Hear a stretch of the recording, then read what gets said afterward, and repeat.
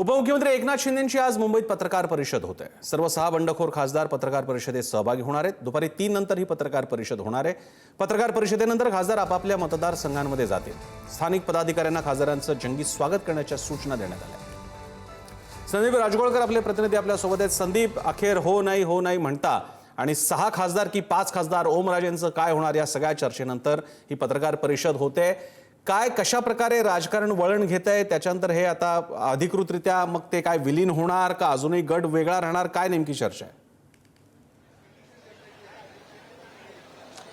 प्रामुख्याने पाहायला गेलं तर ऑपरेशन टायगर हे प्रसन्न यशस्वी झालेलं आहे आणि त्यानुसार आता सगळे जे खासदार आहेत ते एका अननोन ठिकाणी होते, ज्या ठिकाणी कुणी पोहोचणार नाही अशा ठिकाणी खरं तर त्यांना ठेवण्यात आलेलं होतं। त्यातले 2 खासदार अपवाद होते, ते म्हणजे संजय दिना पाटील आणि ओमराजे निंबाळकर। उरलेल्या 4 खासदारांना उत्तर भारतातल्या एका मोठ्या शहरामध्ये ठेवण्यात आल्याची माहिती आपल्याला सूत्रांनी दिली आणि या खासदारांसह आज उपमुख्यमंत्री एकनाथ शिंदे हे पत्रकार परिषद दुपारी 3 नंतर घेण्याची शक्यता आहे। प्रामुख्याने या पत्रकार परिषदेमधून उद्धव ठाकरे, संजय राऊत यांना उत्तरं कदाचित दिली जाऊ शकतात, कारण आपल्याला माहिती आहे की वर्धापन दिनाच्या कार्यक्रमामध्ये उद्धव ठाकरे यांनी भाषण केलं होतं। दुसरीकडे एकनाथ शिंदे यांचं देखील भाषण झालेलं होतं, मात्र जी टीका झालेली होती किंवा खासदारांवर जे आरोप झाले होते त्याला कदाचित हे उत्तर जे आहे ते या पत्रकार परिषदेमधून दिलं जाऊ शकतं। आणि दुसरं, ही पत्रकार परिषद झाल्यावर पहिल्यांदाच हे सगळे खासदार आपापल्या मतदारसंघामध्ये जाणार आहेत। ज्यावेळेला हे बंड झालेलं होतं किंवा ऑपरेशन टायगर यशस्वी झालेलं होतं त्यानंतर Y+ दर्जाची सुरक्षा जी आहे ती 6च्या 6 खासदारांना देण्यात आलेली आहे।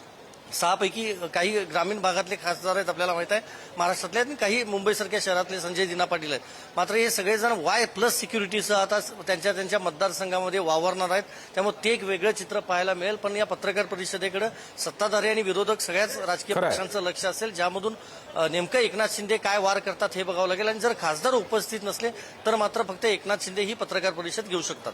धन्यवाद संदीप, तुम्ही दिलेल्या या सविस्तर माहितीसाठी।